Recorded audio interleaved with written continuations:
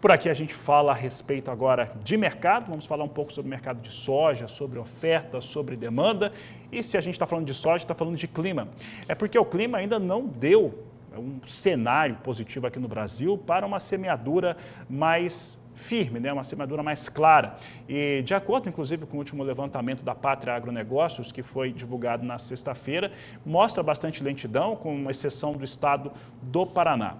Para falar a respeito deste assunto e falar se esse fator da lentidão na semeadura aqui e a colheita mais acelerada nos Estados Unidos, a boa safra norte-americana, se isso pode mexer com a demanda, principalmente chinesa, nós conversamos agora com Cristiano Palavro, ele que é da Pátria Agronegócios e participa conosco desta edição. Cristiano, a preocupação é grande no Brasil, tem uma expectativa de chuvas chegando no centro-oeste brasileiro, em São Paulo, Minas, nesta quinta-feira, mas há uma preocupação no campo e devemos nos preocupar com um cenário como esse em relação à demanda, à migração de demanda? Boa tarde, seja bem-vindo. Muito boa tarde, Fabiano. Prazer estar contigo aqui novamente, com todos que nos assistem. De fato, o clima é realmente o grande direcionador, né, e a grande atenção do mercado nesse momento. Nos Estados Unidos, o clima tem se mantido mais seco, né, nesses últimos dias. Isso tem privilegiado um avanço bastante rápido, né, dos trabalhos de campo por lá. Já temos quase a metade da safra de soja colhida, o milho um pouco menos, na faixa dos seus 30%, mas realmente é uma safra americana que está chegando com oferta ao mercado cada vez maior. O lado dos preços, né, referentes a esse avanço da colheita, ele acaba não sofrendo tanto, porque a gente vê que a safra americana acaba sendo precificada um pouco mais cedo do que durante propriamente o trabalho de colheita, né? A gente só tem grandes alterações para reflexo da safra americana em relação a preço quando há alguma mudança na perspectiva. A gente vem com, por exemplo, uma expectativa de uma safra boa e os números não se confirmam ou temos algum excesso de chuvas que vem atrapalhar. Em se tratando de uma colheita normal nos Estados Unidos, não é novidade para ninguém de que é uma safra boa, então isso acaba não tendo tanto a atenção dos preços. Realmente, quando a gente fala de clima, a atenção maior acaba sendo o Brasil. Como você falou, né, no nosso levantamento da última sexta-feira, cerca de 5% da área brasileira já semeada até o momento, a maior parte disso concentrada no Paraná, que já passa dos 30% plantado, né, enquanto o Mato Grosso é o principal alerta, vamos dizer assim, porque é um estado que já estaria chegando ali a níveis mais avançados de plantio e ainda não chegou até a última sexta-feira a casa dos 2%. Daqui para frente a gente vê que as chuvas estão chegando, mas os volumes ainda não são muito agressivos, em especial até segunda-feira, domingo, a gente vê que ainda são volumes um pouco sucintos para o Mato Grosso e várias regiões estão atrasadas. Isso impacta sim, dá mais suporte para o preço da soja, mas acaba colocando mais atenções principalmente para o cenário do milho que vai ser plantado em sucessão. Cristiano, em relação então a esses fatores, né, que você acaba de citar, né, uma semeadura um pouco atrasada em relação às chuvas, está se esperando esse cenário e é muito mais seguro do que plantar no pó. Em relação à comercialização, quando a gente olha semeadura no Brasil a começar, produtor muito focado neste fator. E a comercialização, que ela já teve algumas janelas até interessantes, mas que agora vai mostrando também uma configuração diferente, até por conta de mercado de petróleo, de conflitos no Oriente Médio, que influenciam o petróleo e, consequentemente, as oleaginosas. Como é que fica o brasileiro produtor que precisa negociar sua soja, que precisa garantir também parte desses custos de produção?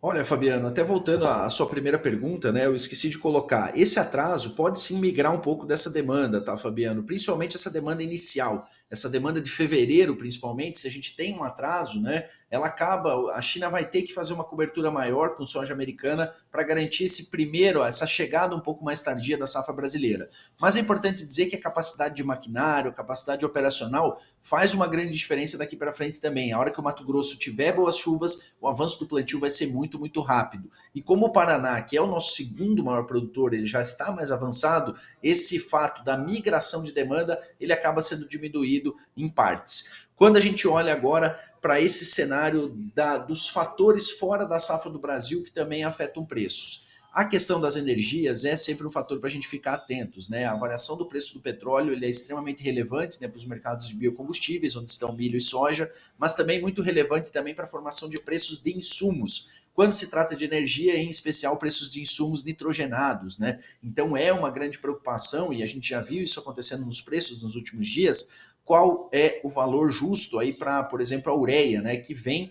em grande parte dessas regiões que estão afetadas. Por exemplo, o Irã é um dos principais fornecedores de ureia para o Brasil. Então, o impacto para os grãos da região do conflito, ele acaba sendo mais indireto, porque não são regiões de grande relevância de compra do complexo soja. O Irã tem uma relevância muito grande na compra de milho. Quando a gente olha para insumos, aí a relevância é bem maior. Israel é um importante fornecedor de super simples, super triplo para o Brasil, o Irã é um grande fornecedor de ureia. Então, me preocupa bastante as oscilações nos preços dos insumos que podem ser geradas por essas oscilações da guerra lá no Oriente Médio. Quanto ao efeito direto ao mercado do complexo soja, realmente são efeitos mais indiretos. Me traz muito mais atenção nesse momento essa questão dos benefícios, dos estímulos, né, que a China tem colocado ao mercado e a falta deles que vem afetando o mercado nessa semana, do que propriamente a guerra se desenvolvendo lá entre Irã, Líbano e Israel. Cristiano, e aí trazendo alguns outros elementos, e essa mesma situação que você citou agora, somado a até uma geração melhor de empregos nos Estados Unidos, que mexe com as expectativas de juros deles por lá, a gente viu o dólar, né, subindo, né? Inclusive o dólar vinha em elevação agora há pouco no mercado brasileiro, no mercado interno brasileiro. Neste momento, esse dólar mais alto consegue compensar um pouco de perdas, apesar da soja em Chicago estar recuperando um pouco, mas teve perdas somadas já na semana que mostram uma queda de valor, né? Então, acaba compensando de certo modo na formação de preço final dessa soja aqui no Brasil? Fabiano, ajuda, mas não consegue compensar toda a queda que a gente teve nos últimos dias, né? Nós tivemos um Chicago ali chegando até a casa dos seus 10,95, 10,94, né, para o contrato março. Hoje ele já gira mais na faixa de 10,50, entre 10,50 e 10,60.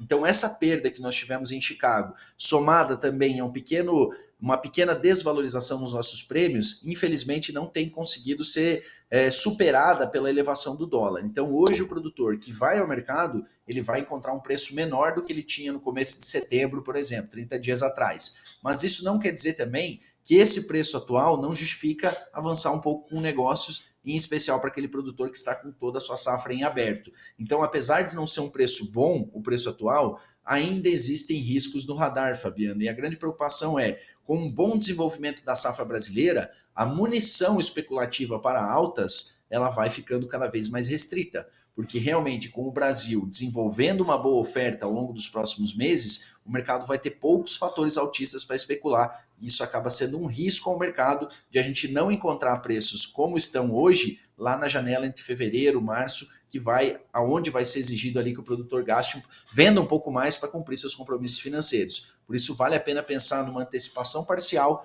diante dos sinais de que a safra brasileira está atrasada, mas ainda tem total condição de se desenvolver bem se as chuvas vierem daqui para frente.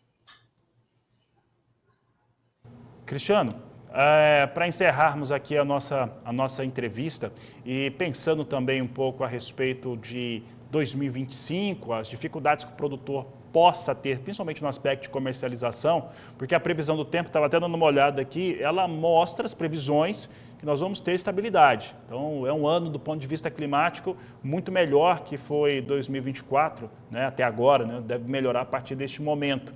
Mas a questão de negociação e formação de preço para soja, para milho, segue sendo um grande desafio em relação aos negócios desse produtor frente aos seus custos de produção. Mais do que isso, a oferta de milho no Brasil, aparentemente, ela reduz muito. Como é que fica esse fator? Dificuldade de comercialização, nós termos um preço que não agrada esse produtor, mesmo no caso do milho, a gente ter uma redução de oferta e também dos estoques. Olha, o milho ele tem um cenário um pouco diferente que o da soja, né, Fabiano? Enquanto a soja, o grande problema está na oferta projetada, né? Projetada, eu falo porque ela ainda precisa ser confirmada, né, diante do clima aqui no Brasil. A perspectiva de oferta de soja ela é muito grande para 2025. Então é isso que traz um cenário neutro, baixista aí para o mercado no médio prazo. Já o milho, nós tivemos uma colheita menor no Brasil. Nós estamos tendo uma colheita menor nos Estados Unidos, apesar de boas produtividades, a área foi menor. A Argentina teve perdas, não tão significativas quanto 22, 23, mas teve perdas agora na última safra. Tem uma perspectiva de um verão menor. O Rio Grande do Sul plantou menos milho verão. O Mato Grosso do Sul, né, onde vocês estão, foi o pior estado em termos de safrinha nesse ano. Então a oferta brasileira ela não é uma oferta muito grande de milho. E como nós já temos um grande estado produtor de verão, que é o Rio Grande do Sul, com uma redução de área, as projeções de oferta para 2025 ainda estão muito em aberto. Então hoje a gente vê que o mercado de milho ele não tem o mesmo cenário do mercado de soja. Ele já é um mercado que existe oferta, existe produto estocado, mas não é um produto que está totalmente disponível à venda, porque os produtores estão retraídos. Então o milho ele tem um cenário hoje melhor do que a soja, porque a oferta disponível e projetada de milho ela é menor. Um ponto de atenção para o milho é a demanda. O ponto de atenção para o milho é a demanda externa, principalmente, porque a gente está com níveis de exportação 40% inferiores à safra passada, o que nos mostra que os estoques ao final desse ciclo safra, eles não serão estoques muito maiores do que no último ano. Então, o produtor que tem milho hoje, ele está observando altas desde a colheita. Os últimos dias a gente teve um resfriamento dessas altas, mas a semana voltou a começar bem. Então, o cenário do milho hoje ele é mais favorável que o cenário de soja. E isso, de certa forma, tem mantido nos dois cenários o produtor afastado das vendas. Na soja, porque os preços não são bons atualmente, e no milho, porque os preços estão subindo e há sempre uma percepção no produtor e no mercado em geral de que os meses de dezembro, janeiro costumam ser ainda melhores. Então, ambos os mercados não estão com níveis de venda muito agressivos nesse momento, por fatores diferentes, mas os dois mercados caminhando um pouco de lado em termos de negociações.